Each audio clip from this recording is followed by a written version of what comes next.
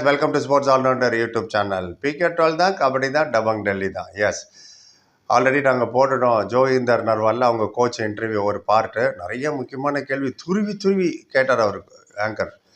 எல்லாத்துக்கும் பதில் சொன்னார். பார்ட் 1ல் போட்டோம். ஹிந்தி சேனலுக்கு கொடுத்தாரு. அது அப்படியே உங்களுக்காக தமிழ் டிரான்ஸ்லேட் பண்ணேன்.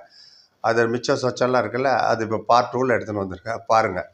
எண்டு காலில் பார்ட் 1 வைக்கிறேன். பார்க்காதவங்க அதையும் பார்த்துட்டு அதோட ஒப்பீனியன் சொல்லுங்கள், இதோட ஒப்பீனியன் சொல்லுங்கள். It was an very interesting interview.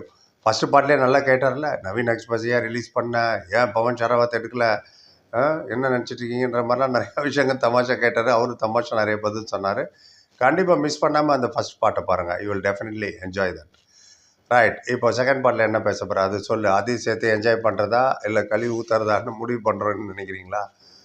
சரி சொல்கிறேன். அது வந்து இந்த கோச் ஜோகிந்தரில் ஆஸ் அ கேப்டனாகவே அவர் PK 8 கப்பு ஜெயிச்சவர். சாதாரண ஆள் இல்லை அவர். போன சீசன் செமிஃபைனல் வர போனாங்க. டபங் டெல்லி 4 பாயிண்ட்ல தான் தோத்தாங்க பாட்னா பேரட்ஸ்கிட்ட. எனிவே, இந்த விஷயத்துக்கு ஒரு பார்ட் 2க்கு அவர் கேட்டார், உங்களோட பிளேயிங் 7 வந்து மோட்டா திக்கிற, அதான் ரொம்ப ஹெவியாக இருக்காங்களே. ஆஷு மாலிக் இருக்கார், ஃபசல் இருக்கார், சௌரவ் நந்தல் இருக்கார், பசாமி இருக்கார். ஆன் பேப்பர் உங்களோட அஃபென்ஸ் அண்ட் டிஃபென்ஸ் ரொம்ப ஸ்ட்ராங்காக தெரியுது. அண்ட் என்ன ஸ்ட்ராங்காக இருக்கிறதுனால எந்த டீம் உங்களுக்கு சேலஞ்சு கொடுப்பாங்க அதை சொல்லுங்கன்னு. நீங்கள் ரொம்ப ஸ்ட்ராங்காக தான் இருக்கீங்க, மற்ற டீம்கிட்ட யார் அந்த சேலஞ்சை எக்ஸ்பெக்ட் பண்ணுறீங்கன்னு கேட்டார். ஸ்ட்ரெயிட்டாக சொல்லிட்டார்ல, ஆல் 11 டீம்ஸ் கிட்ட நாங்கள் சேலஞ்சை எதிர்பார்க்குறோம். யாரும் கோய் கிசிஸே கம்னி, யாரும் யாரோட குறைச்சி மதிப்பிட முடியாது. இங்கே யார் ஸ்ட்ராங்கு யார் வீக்குக்கு இடமே இல்லை. ஏன்னா எல்லாருமே ரிலீஸ் பண்ணி எல்லாமே புது பிளேயர், ஸ்ட்ராங் பிளேயர் எடுத்திருக்காங்க.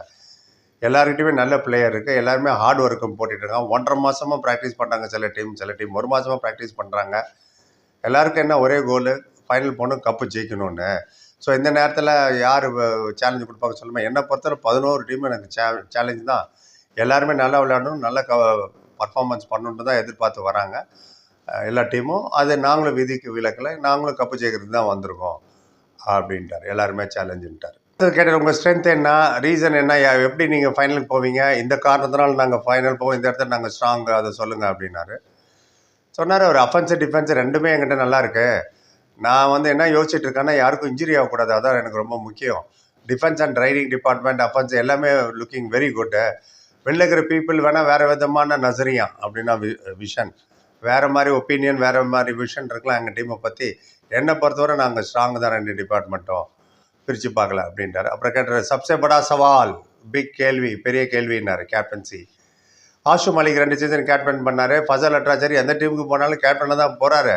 இப்போ இங்கே வேறு வந்துட்டார். என்ன பண்ண போகிறீங்க, டிசைட் பண்ணிங்களான்னு சொன்னார். கண்டிப்பாக நாங்கள் சீக்கிரமே டிசைட் பண்ணோம். அண்ட் வெளி ஆட்கள்லாம் என்ன பேசுகிறாங்க அதை பற்றி எங்களுக்கு கவலை கிடையாது, தெரியவும் தெரியாது. ஒவ்வொரு ஃபேனும் அவங்க பிளேயரை தான் கேப்டன் ஆகணும்னு நினைப்பாங்க.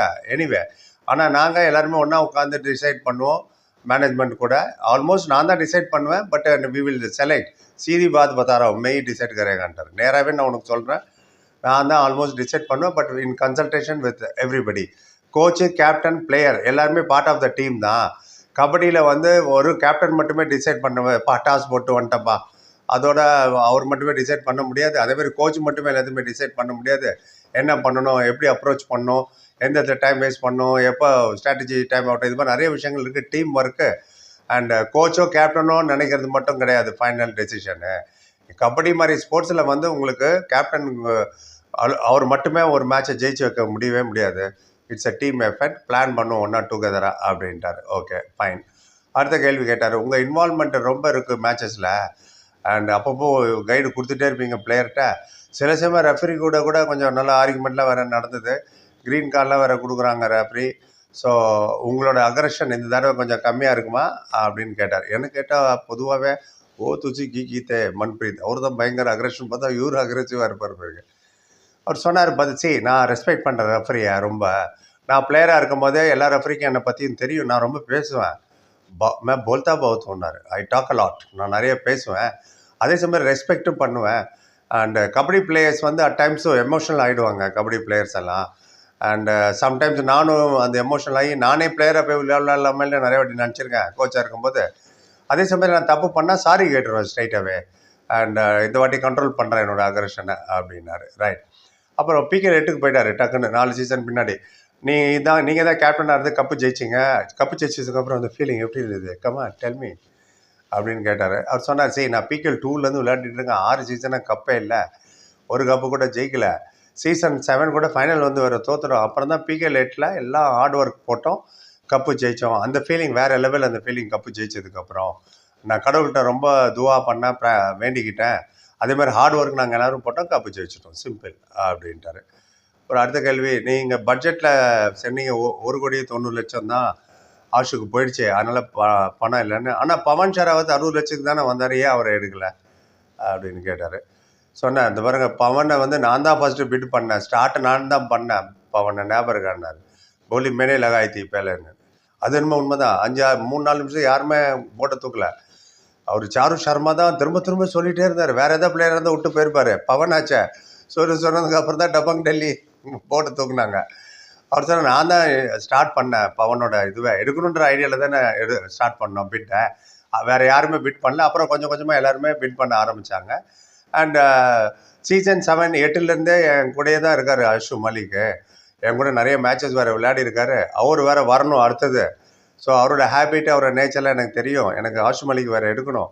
அதனால தான் இது மிஸ் ஆகிடுச்சு பவன் ஷராவத் அப்படின்னு. எனக்கு ஒரு டவுட்டு, ஃபஸ்ட்டு ஆஷு மலிக் வந்தாரா பிட்டுக்கு, இல்லை பவன் வந்தாரா? ஞாபகம் இல்லை, மறந்துட்டேன். நீங்கள் சொல்லுங்கள், ஃபஸ்ட்டு யார் பிட்டுக்கு வந்தார்னு.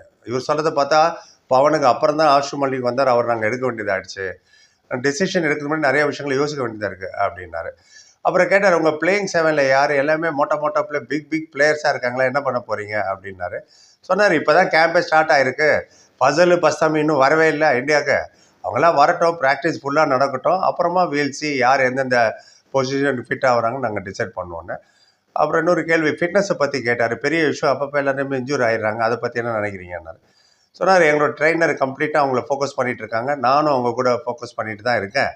ஃபுல் டீம் ஒர்க்கிங் ஹார்டு, காத்தாலையும் ஈவினிங்கும் 2.5 மணி நேரம் காத்தால் 2 மணி நேரம், சாயங்காலம் 2 மணி நேரம் ப்ராக்டிஸ் பண்ணுறாங்க.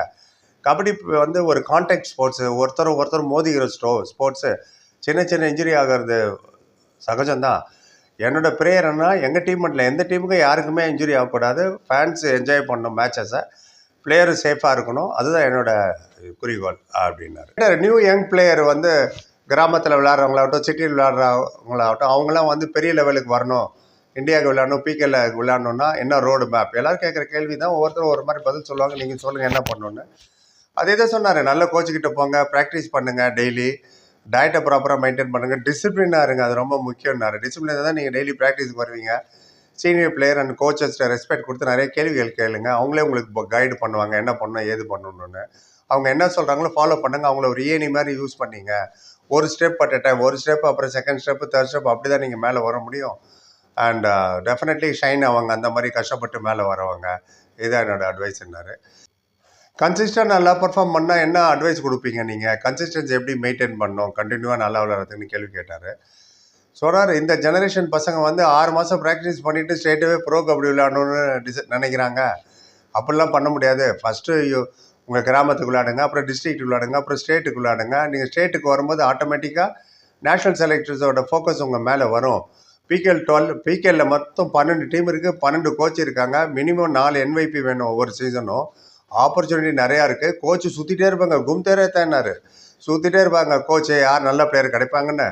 ஸோ நல்ல பிளேயர் கிடச்சா கண்டிப்பாக அவங்க செலக்ட் பண்ணுவாங்களே. ஒர்க் ஹார்டு, டிசிப்ளினாக இருங்க. நீங்கள் நல்லா பர்ஃபார்ம் பண்ணிங்கன்னா உங்களுக்கு ஃபோன் பண்ணி சொல்லுவாங்க, கான்ட்ராக்ட் ரெடியாக இருக்குது, வந்து சைன் பண்ணுன்னு. ஸோ அது என்ன மாதிரி ஒரு ஃபீலிங் பாருங்கள். அது ஃபஸ்ட் அண்ட் ஃபார்மோஸ்ட் டிசிப்ளின் முக்கியம். உனக்கு கபடி விளையாடணுன்னா ஃபஸ்ட்டு டிசிப்ளினோடு இருங்க, அது சொல்லிட்டாரு. அப்புறம் கடைசியாக கேட்டாங்க சம்பிரதாய கேள்வி, ஃபேன்ஸுக்கு என்ன சொல்ல விரும்புகிறீங்கன்னு. வேறு விதமாக சொன்னார் அவர் ஃபேன்ஸுக்கு. அவர் சொன்னார், நான் வந்து பிகேஎல் 6 இந்த டீமுக்குள்ளே இருக்கேன், நல்லா விளையாண்டோம், ட்ராஃபி வந்து பிகேஎல் 8 தான் ஜெயிக்க முடிஞ்சுது. நான் ஃபேன்ஸ் கிட்ட எதிர்பார்க்குறது என்னென்னா, என்ன அவங்களுக்கு சொல்ல விரும்புகிறோன்னா, நாங்கள் டே அண்ட் நைட்டு ஒர்க் பண்ணிகிட்ருக்கோம், ஒன்றா ஒர்க் பண்ணிகிட்ருக்கோம், அதே ஃபேமிலியாக தான் நாங்கள் ஒர்க் பண்ணிகிட்ருக்கோம். 40-45 நாளாக ப்ராக்டிஸ் பண்ணுறாங்க சில பேரெல்லாம். அதனால் நாங்கள் ரொம்ப நல்லாவும் பெர்ஃபார்ம் பண்ணுறோம், இந்த வாட்டியும் நல்லா பெர்ஃபார்ம் பண்ணுவோம், நீங்கள் ஃபேன்ஸ் நல்லா என்ஜாய் பண்ணுவீங்க, நிராஷ் நை ஒன்று தேங்கன்னாரு. அதாவது we will not disappoint you, உங்களை வந்து டிஸப்பாயிண்ட் பண்ண மாட்டோம் அப்படின்னு சொல்லிட்டு முடிச்சிட்டார். இதை அவர் சொன்னார். நான் சொல்லிட்டு உங்கள் கருத்து எது வந்தாலும் சொல்லுங்கள். பொறுப்பு பண்ணிட்டு லைக், கமெண்ட், ஷேர், சப்ஸ்கிரைப். சந்திங்க. Thank you so much.